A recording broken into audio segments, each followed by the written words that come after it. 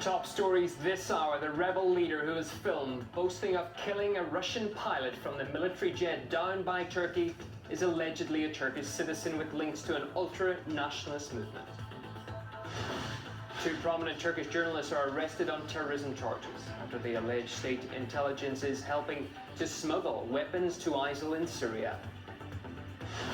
Also ahead this hour, declassified emails from the US State Department reveal a CNN reporter was getting instructions from a government official on what to tweet.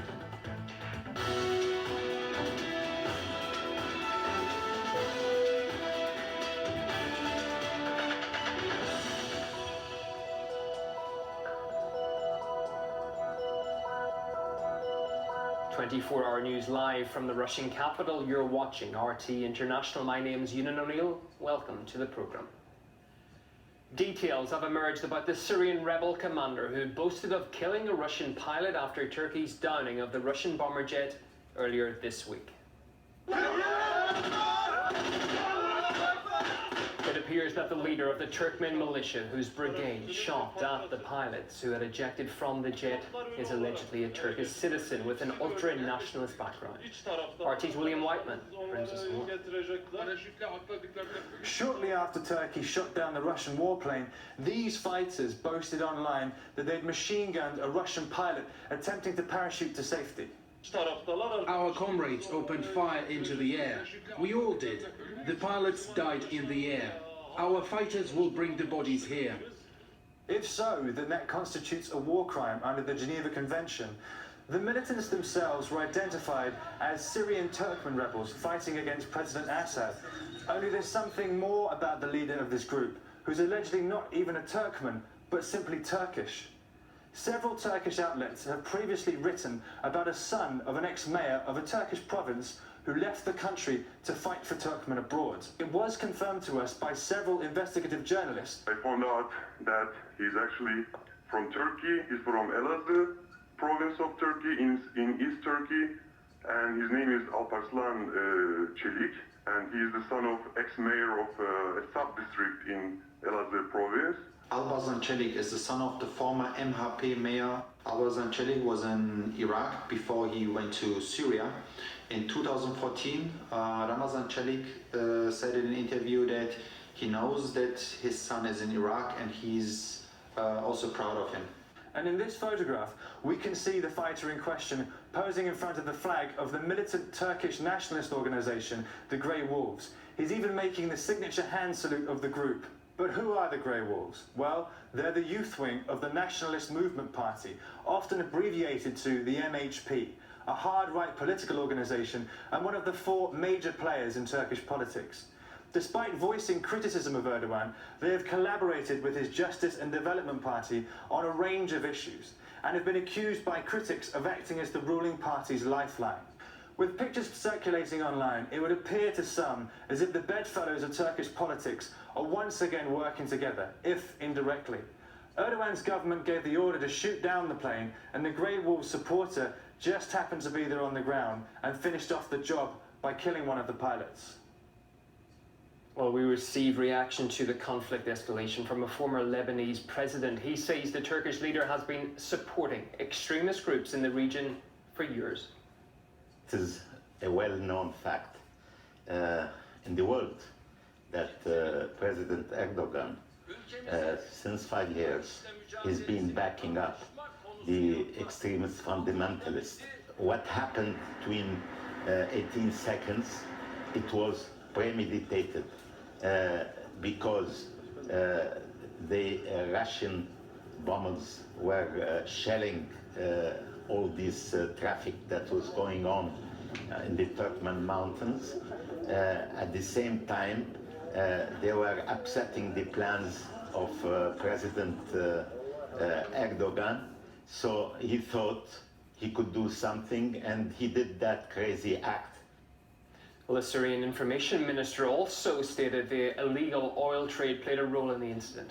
He says Turkey shut down the plane after Russia bombed convoys smuggling oil for a company owned by the son of Turkey's president. Meanwhile, in response to the attack, protesters have been rallying in Greece. The demonstrators gathered in front of the Turkish embassy in Athens, where they burned Turkish and American flags and chanted anti-war slogans. They then marched to the Greek Parliament and EU offices. Well, similar sentiments were expressed in the Bulgarian capital, Sofia. Protesters gathered at the Turkish embassy to show solidarity with Russia. People also brought flowers and lit candles outside the Russian embassy. Well, amid the mounting spat between Russia and Turkey, an alleged recording of Turkish warnings to the Russian pilots is getting mass media coverage. Breaking news here, Turkey's military has just released an audio recording that it claims captured warnings that Turkish fighter pilots issued to a Russian jet. This, says Turkey, was the pilot's final warning.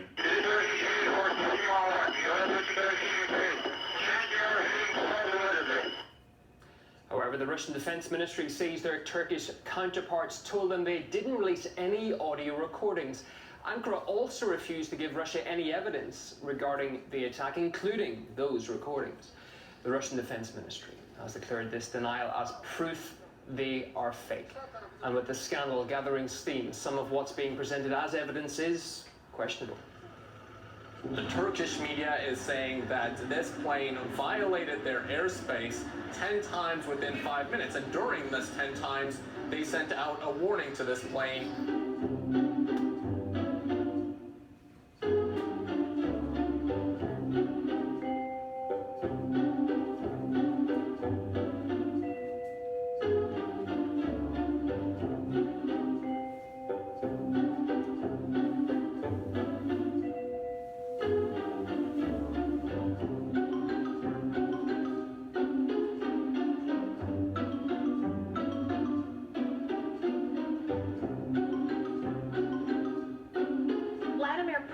Keeps saying that Turkey is aiding ISIS. Is that true? The Russians, especially when you're flying near an enemy area like Turkey to the Russians, you would definitely be listening to guards. The other big thing is this, look, the Russians are not as good as people give them credit for. They think they're somehow, you know, the equivalent of the United States military. They're not. What do you think Putin's thinking tonight? Well, I think he's probably pretty embarrassed. Vladimir Putin, the president, has also tweeted, he's tweeted several things regarding this.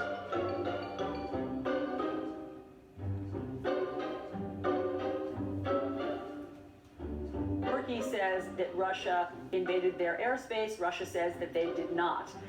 Who do you believe? I believe Turkey. Well, Turkey has been accused of helping fund Islamic State through the illegal oil trade. Photos have been posted on social media, allegedly showing the Turkish president's son with leaders of ISIL. Our Titali Petrenko travelled to Istanbul to see how Turkish media are handling the accusations. Rumors of hidden ties between the Turkish government or even the Erdogan family and Islamic State are ripening on social media. Amid a growing international urge to rid ISIL from black oil market cash flow, Moscow openly pointed the finger at Ankara. Vehicles transporting the oil are lined up in a chain and drive off into the horizon. It looks like it's an oil pipeline that's a living being. I'm talking about the oil supply on a commercial scale. We can see from the air where these vehicles are heading to. They're heading to Turkey day and night. RT caught up with a Turkish lawmaker for the Hatay province on Syria's doorstep. This member of the main opposition party says the claims of Erdogan and his government's involvement are not groundless. ISIS was earning $800 million a year from oil exports, and it was using this money to buy weapons, meaning oil was an instrument to finance terror. In Kirkuk, there are 4 Kurdish oil traders from northern Iraq who are close to Barzani, and through him, dozens of dealers, mostly Turkish, buy oil and sell it to world markets. I asked about this in the Turkish parliament to the Minister of Energy. His answer was very interesting. He said, we buy oil from Barzani from northern Iraq. We can't know the origins of that oil, so that's not our problem. I flew to Turkey's biggest city to find out how far local journalists dug into this story. investigating allegations of Turkish government and Erdogan family members' involvement in the oil trade with Islamic State proved to be quite difficult even in Istanbul. Opposition journalists in Turkey nowadays live in a constant state of fear of being thrown into jail at any given time. I was recording this piece on my way to the office of the only online news outlet whose boss agreed to answer our questions. At that very moment, the editor-in-chief of one of Turkey's few remaining independent newspapers, Cumhuriyet, was questioned in court, being accused of treason and espionage, a trial seen as Erdogan's vendetta to a report on arms smuggling to Syrian rebels. My interview went on amid tense attempts to catch a rare update from the courtroom. But the court hasn't made a decision yet. Okay, you send it to the court, Judge. Yeah. Said Sefa, the editor-in-chief of Haberdar.com, told me his journalists hadn't looked into Turkey's role in ISIL oil smuggling. He couldn't direct me to any other correspondents working on the story either. Said says for local journalists, there's barely any point in doing such investigations, as they'd be dealt with even before anything can be found. The reason we can't tell you if the claims are true or not is because we as journalists can no longer investigate. People spread rumours, but we are not free to verify them. We also heard about a widening crackdown on press freedom when talking to the Turkish opposition. Events being covered in the international media can be completely underreported in Turkey. The reason for that is the crackdown on journalism. If a media company criticizes the government, it's seen as treason. For example, if I'd like to say something about the downing of the Russian fighter jet, I could end up facing treason charges. By the way, as I was about to finish writing this report, the court ordered to put Cumhuriyet newspaper's boss under arrest. Ilya Petrenko, RT, in Istanbul, Turkey. Well, indeed, editor-in-chief of the Cumhuriyet daily, Can Dündar, now faces life imprisonment after being accused of membership of a terror organization, espionage and revealing confidential documents. He spoke to the media outside the courthouse. Bizzat şikayetçinin Cumhurbaşkanı olduğu bir soruşturma bu. Biz buraya gazeteciliği savunmaya geldik.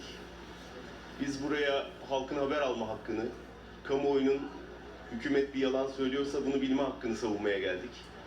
Biz buraya hükümetlerin hiçbir şekilde illegal yollara sapmaması gerektiğini göstermeye, kanıtlamaya, bunun savunmasını yapmaya geldik.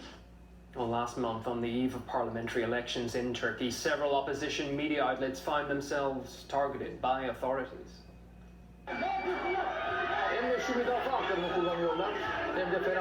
The office of one TV channel in Istanbul was raided and its broadcast briefly suspended. Officials cited an investigation over allegations of terror links. The channel is connected to an exiled rival of President Erdogan. The crackdown sparked protests over the suppression of media freedom in the country. Well, Turkey has a record of violating media freedoms. In September this year, a reporter went on trial accused of insulting the Prime Minister on Twitter. And in August, some UK journalists were arrested on terror charges. They were detained while filming clashes between police and Kurdish militia. In June 2013, CNN Turk stayed silent during the police crackdown on anti-government protests. At the moment, it's known at least 33 journalists are in jail in Turkey. We spoke with freelance journalist Natalie Carney, who's based in Istanbul. She says the Turkish government is tightening its grip on the media even further. They knew when they published the story this was going to be incredibly sensitive, and they knew that something might arise from this, as it did, and they were, quickly called by the prosecutor to come to testify in the court. But they do stand by their position that they were only doing their job and their duty as journalists to alert the public of what is going on. And this, however, does not seem to be the position the government holds. Turkey does have a lot of grip. The government has a lot of grip on all aspects of Turkish society and the structure of it. I could say it's becoming more tightening. Yeah, I would say it's becoming more tightening just by seeing the higher frequency of journalists that are being questioned for their work. Russia is pressing on with its airstrikes in Syria. Around 450 terrorist targets were hit within the past 3 days, according to the Defense Ministry. It released footage of some of the latest strikes, including the bombing of the oil transfer center in Raqqa province, which is